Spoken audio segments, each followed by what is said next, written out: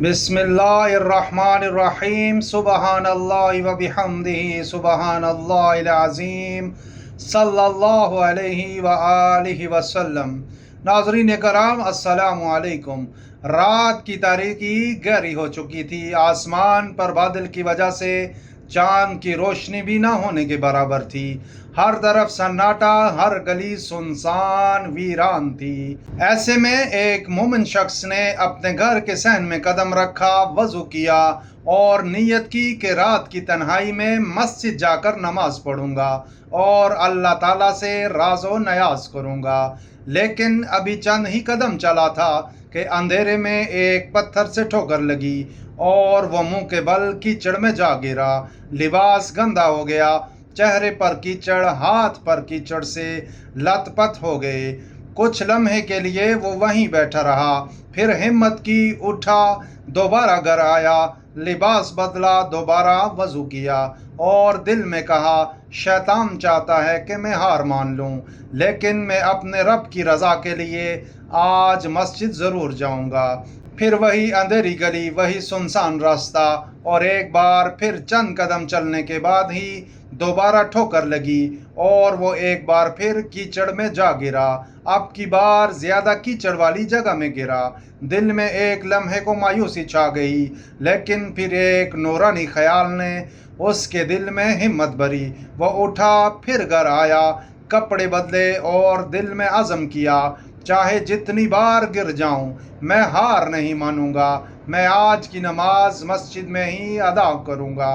تیسری بار جب وضو کر کے وہ دروازے سے باہر نکلا تو سامنے ایک اجنبی شخص کھڑا تھا جس کے ہاتھ میں ایک چراغ روشن تھا۔ اس اجنبی نے خاموشی سے چراغ بلند کیا اور اس کے ساتھ ساتھ چلنے لگا۔ حیرت بھی تھی، راحت بھی، لیکن اس مومن نے کچھ نہ پوچھا۔ چراغ کی روشنی سے راستہ صاف نظر آنے لگا اور وہ بغیر کسی رکاوٹ یا ٹھوکر کے وہ مسجد کے دروازے تک پہنچ گیا۔ جیسے ہی مسجد کے دروازے پر پہنچا، چراغ والا شخص رک گیا۔ نمازی نے کہا جزاک اللہ بھائی، آپ کا شکریہ، اور وہ مسجد میں داخل ہو گیا۔ نماز ادا کی، دعا کی، اور پھر جب وہ نماز کے بعد مسجد سے باہر نکلا تو دیکھا وہی چراغ والا شخص بدستور وہیں کھڑا ہے، جیسے اسے واپس گھر تک روشنی میں لے جانے کے لیے منتظر ہو۔ نمازی حیران ہوا، پھر اس نے اجنبی سے پوچھا بھائی آپ کون ہیں؟ آپ گئے کیوں نہیں؟ اتنی رات گئے، اس اندھیرے میں میرے لیے چراغ لے کر کیوں آئے ہیں؟ اجنبی نے آہستہ سے جواب دیا میں ابلیس ہوں۔ نمازی کا دل دھک سا رہ گیا، پسینے چھوٹنے لگے۔ پھر نمازی نے ابلیس سے کہا تمہیں تو پھر خوش ہونا چاہیے تھا کہ میں گرا، کیچڑ میں لت پت ہوا اور میری نماز رہ گئی، تو میرے لیے چراغ لے کر کیوں آئے؟ ابلیس نے گہری سانس لی اور کہا جب تو پہلی بار گرا تو اللہ تعالیٰ نے تیری ساری زندگی بھر کے گناہ معاف فرما دیے، جب تو دوسری بار گرا تو اللہ تعالیٰ نے تیرے سارے خاندان کو بخش دیا۔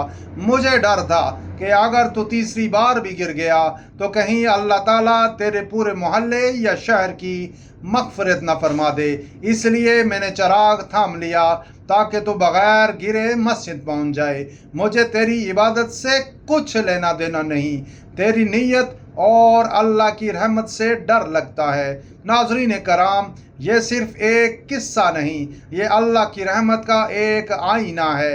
جو رب 70 ماؤں سے بڑھ کر محبت کرتا ہے، وہ تو بہانے ڈھونڈتا ہے اپنے بندے کو معاف کرنے کے لیے۔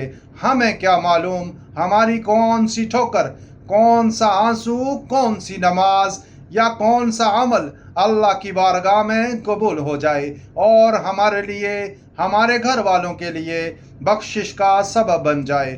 کبھی بھی کسی عمل کو معمولی نہ سمجھیں، نہ نیکی کو چھوٹا جانیں، نہ گناہ کو ہلکا۔ کبھی کبھی ایک لمحے کی اخلاص بھری کوشش پوری زندگی کا رخ بدل دیتی ہے۔ اللہ کریم آپ سب کو برکت اور عافیت عطا فرمائے، آمین یا رب العالمین۔ جزاک اللہ خیر۔